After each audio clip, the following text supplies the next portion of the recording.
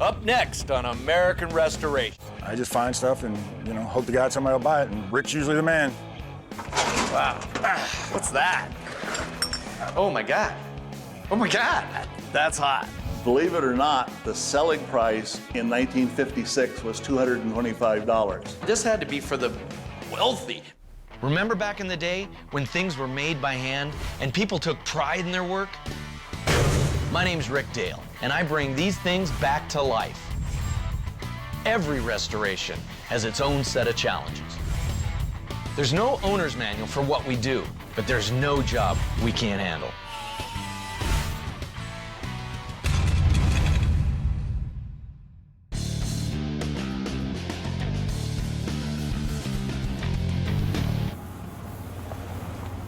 I get objects from everywhere, and part of my business is from pickers that actually come to me.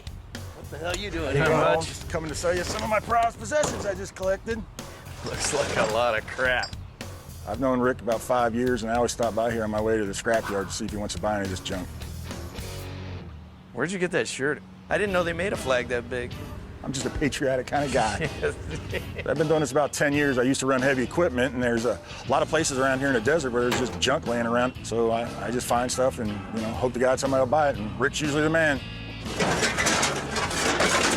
No, that looks like something somebody threw away. Probably me. Compressor. All the stuff Eric brings us, it's useless and a complete waste of our time.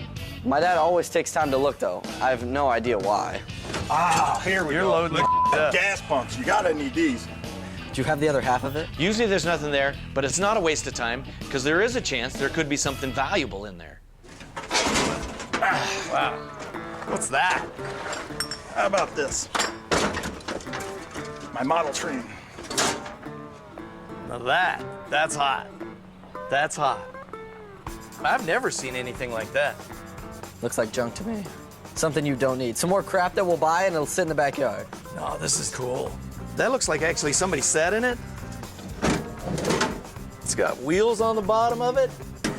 By the look of the car, it's in the 40s. I've been doing this for a long time, and for me to see something I've never done before makes me really excited about all the possibilities. I can also make money on stuff like this. There are collectors that go crazy for vintage toys, and then you also have the train collector. This is all battery operated. See, looks like somebody had a battery in here. This is some kind of a starting mechanism. This is a regulator. I think we can do something with this. I have You've never seen clue. this You can throw it No. away. That's what you No. can do with it. So I'll throw in the gas nozzles if you want that for $100. What do you think? $100. Normally when I buy something to restore and sell, I know exactly what it's gonna cost me and how much I'm gonna make. In this case, I don't, but it's just too cool and I'm gonna have to take a chance. All right, this and the gas nozzle's $100. Sounds like a plan. Finally, Eric, you come with something good. All right, Tyler, get that thing out there. That's a joke. Come on, just grab onto it. Yeah, I got $100 today for the train and 2 gas nozzles, so it's 100% profit for me because I was going to the scrapyard with it. That was a horrible decision. What the hell are you talking about? You have no idea what it is, and you just spent $100 on it. Tyler, you'll learn.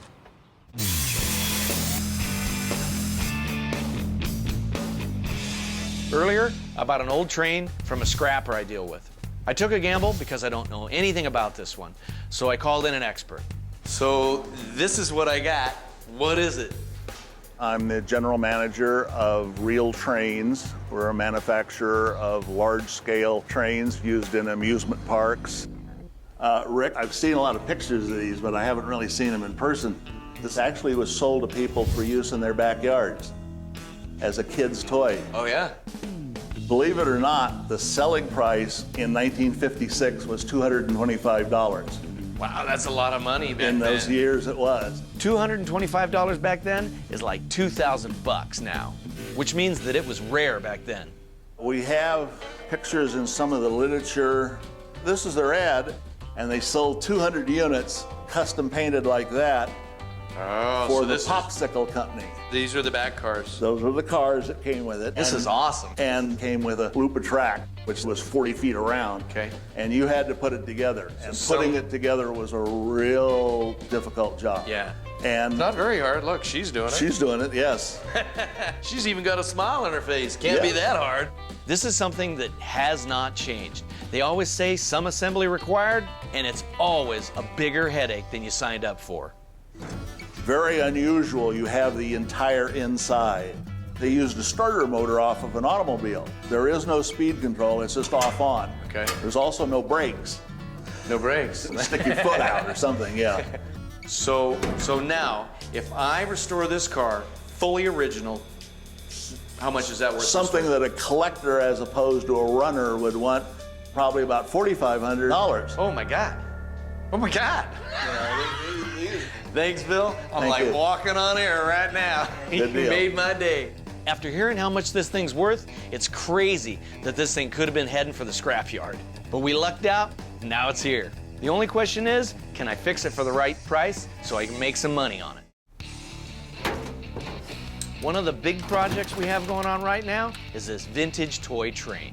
Brettly's gonna sandblast all the old paint and rust off of it. In order to make every single project as authentic as possible, I have to do a lot of research on it. This train was manufactured in 1957 when toys were actually made out of metal. And back then, toys were meant to last. The train's come along awesome, but it's a ton of work. So when Bill offered to drop off some parts, I didn't even hesitate.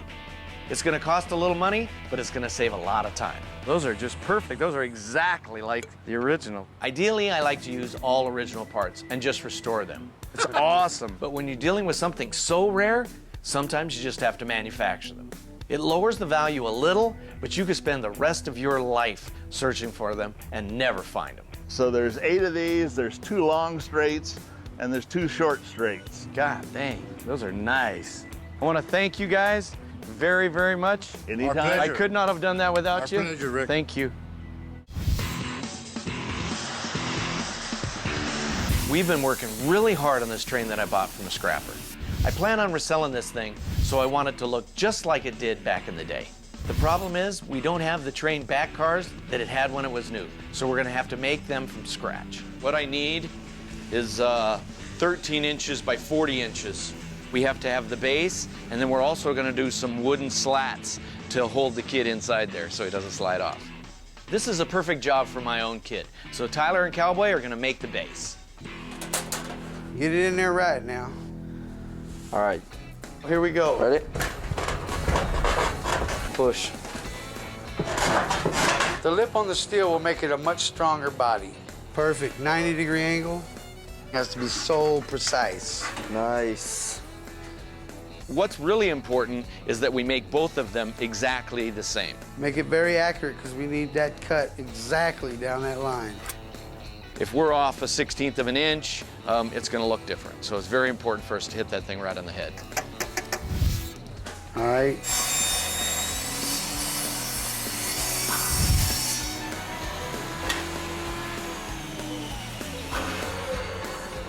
That's how you cut wood. These ride-on toys were manufactured for only a couple years, like 1957 to 1958, which makes this thing super rare. So we have to pay attention to every single detail. See if it fits.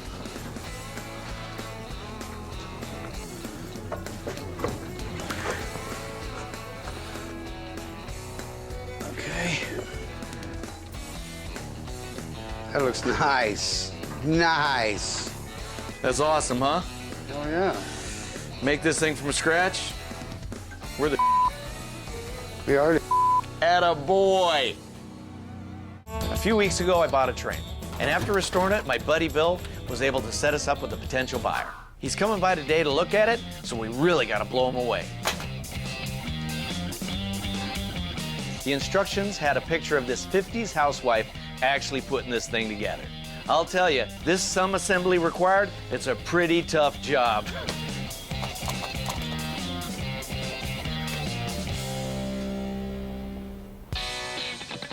Train enthusiasts are huge perfectionists. They literally count every single rivet, nut, and bolt. They will walk away from a deal if they don't think something's right. I'm a little nervous because we spent a lot of time and money on this, and buyers are just not growing on trees. How you doing, Bob? Good. How you doing, Rick? Good to Nice meet to see you. ya. You too. I've looked all over the country. Nobody seems to have it. Feeling real happy that I may have a shot to get one here. When I heard you might have one, tell you what, I couldn't even sleep last night. I was so excited. You want to take a look? I would love it if it's close by. I'd love to take a look. It's close by. Okay. We don't need to take a train to get there. See some tracks? Train close? I don't know. I don't hear it yet. I'm into this train about $2,000 the way it sits. Serious collectors will throw that down and more in a heartbeat. But they're also few and far between, so there's a lot riding on this deal. All right, Tyler, let it rip. Wow, that is unbelievable. Look at that thing. That's a classic. Isn't that hot? That's unbelievable. Awesome, huh? All right, nice conducting there. It's pretty, huh? How did you find this? This is unbelievable. Well, it actually came in the back of some picker's truck. We ended up painting it all, making it exactly like it was, you know, in 1957. All this stuff, the chrome, we added all that. All this stuff we had to hand paint. Okay, Bob, check this out. What's inside here is actually, it's ran on a starter that has a belt going back to the trucks in the back that make the car move, you know? And it's just like a locomotive. And this right here is a switch that when you push it in, it literally just says go, okay? There's no throttle. It's basically you push it and you're gone, okay? We built these cars, actually. We replicated the car exactly. Even the wheels, see the wheels on the bottom? Yes. They're exactly like these. They're custom built. And the track alone, I mean, the track, you know, you can't find track. We had this track all built for it. So this part right here is totally original, and these pieces we built to go along with the package. What he did with that is just unbelievable. Just, I beyond my wildest imagination, what he did with that train is just great. All right, Rick, you said you paid $100 for this. Is that about what you're selling it for? The cars and the track are gonna be $5,000. $5,000. That's gonna be a little much. What about $3,000?